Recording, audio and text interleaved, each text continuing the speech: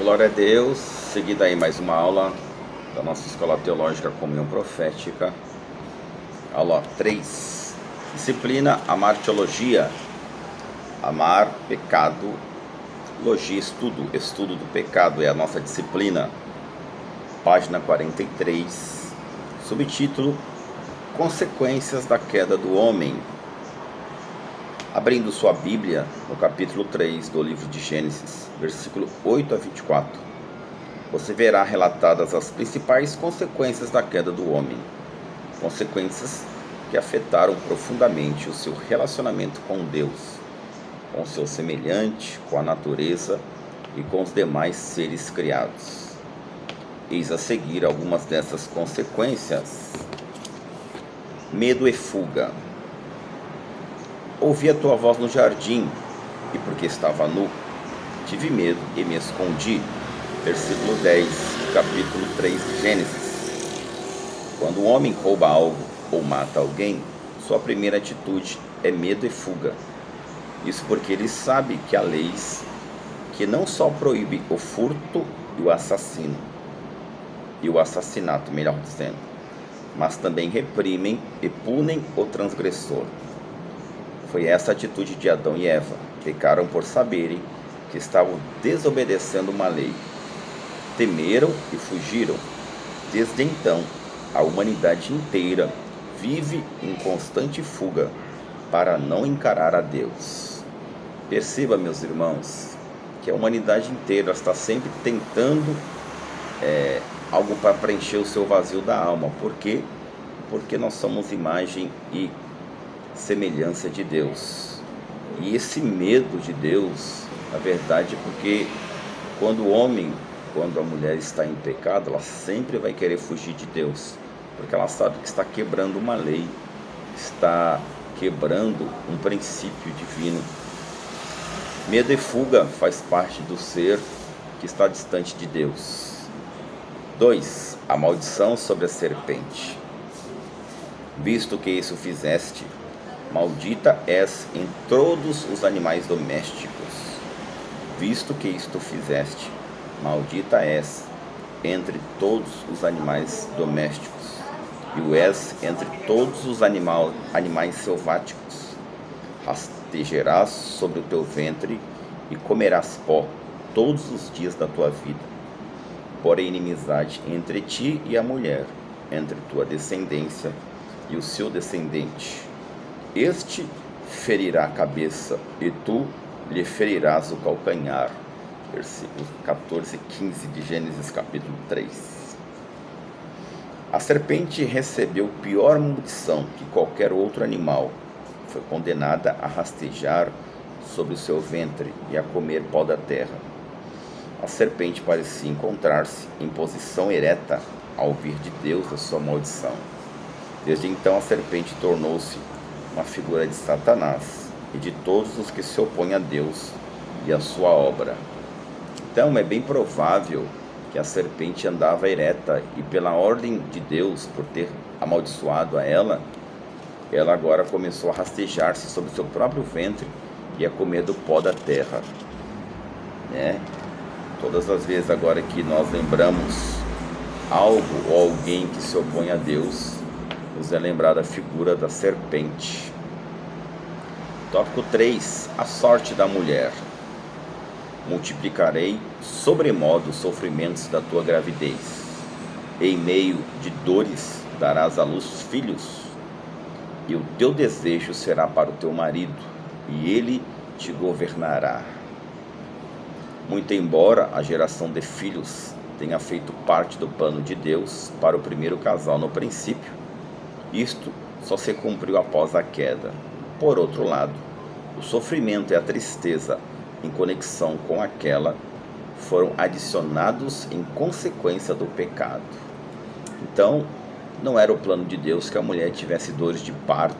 Então Deus acrescentou essas dores, por causa da desobediência desta mulher. Os sofrimentos da gravidez da mulher foram aumentados e ela não tinha esse intuito de ter dores no seu parto ao dar à luz.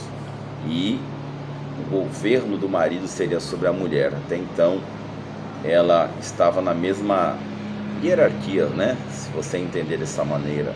Mas aí então agora ela é governada pelo homem. O homem se torna o cabeça e a mulher torna-se aí a conselheira do homem, né? E a terra, a sorte da terra. Maldita é a terra. Ela produzirá cardos e abrolhos. Sobrou até para a terra, hein? Maldita é a terra. Ela produzirá cardos e abrolhos. A terra foi amaldiçoada, portanto, impedida de produzir apenas o que era bom, passando a exigir trabalho laborioso e sofrido do homem.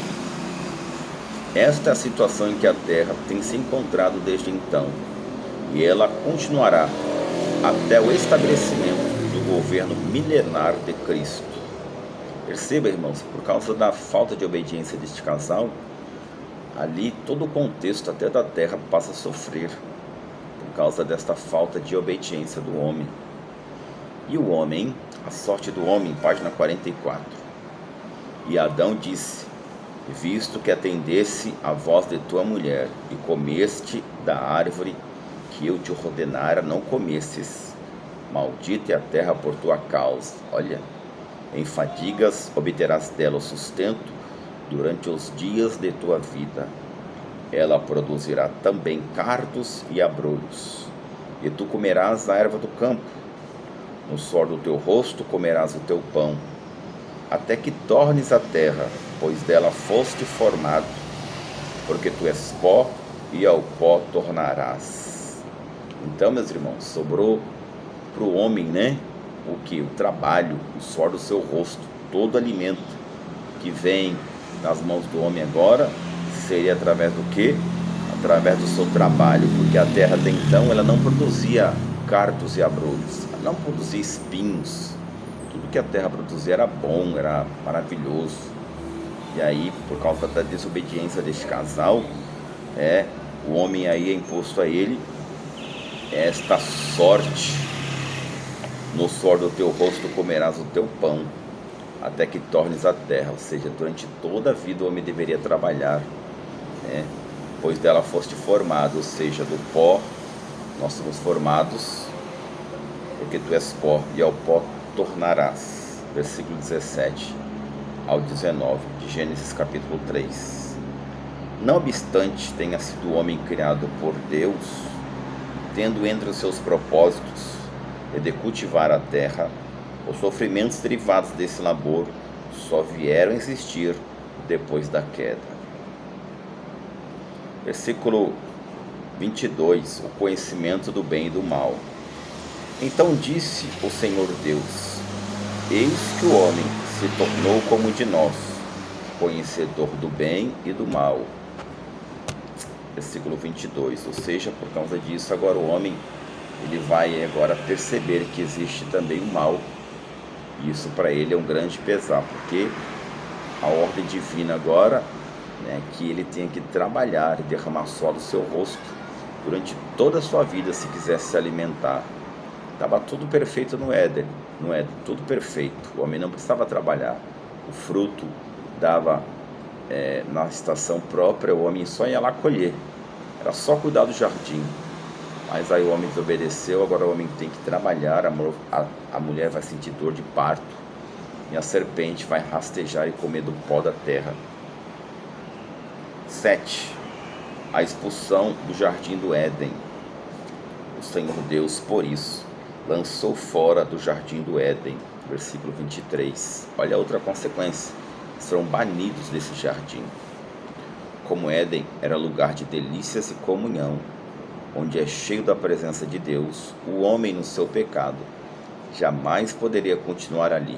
Por isso, foi expulso da presença de Deus, se colocou às expensas da má sorte. Esta foi, sem dúvida, a maior das consequências da queda, até aqui mencionadas. Olha, primeiro o homem ele vai ter que se sustentar, tem que trabalhar, derramar suor no rosto para ter o pão de cada dia. A mulher, quando vem a ter filhos, ela vai sentir dores no parto, ela vai agora se subordinar à liderança do homem, e a serpente vai rastejar. E além de tudo isso mais, a disciplina maior foi o quê? Que eles foram banidos do Éden, desse jardim. Tópico 8. Vedado o caminho da árvore da vida, e expulso o homem, colocou querubins ao oriente do jardim do Éden, e o refugio de uma espada que se revolvia para guardar o caminho da árvore da vida. Havendo o homem preferido comer do fruto da árvore, do conhecimento do bem e do mal, foi um ato de misericórdia de Deus, impedi-lo de comer da árvore da vida. Ou seja, eles foram banidos, e Deus colocou ali na entrada ou saída desse jardim querubins com espadas flamejantes, para que, se porventura o homem tentasse ou encontrasse o caminho de volta, esses querubins estariam ali como segurança. Eles foram banidos para que não pudessem mais voltar. Havia ali querubins com espadas flamejantes. Olha que consequência. Havendo o homem preferido comer do fruto da árvore do conhecimento do bem e do mal, foi um ato de misericórdia de Deus impedi-los de comer da árvore da vida. Outras consequências da queda do homem. Muitas outras consequências da queda do homem são reveladas no decorrer de toda a narrativa bíblica. Isso nós veremos nos próximos vídeos. Deus te abençoe.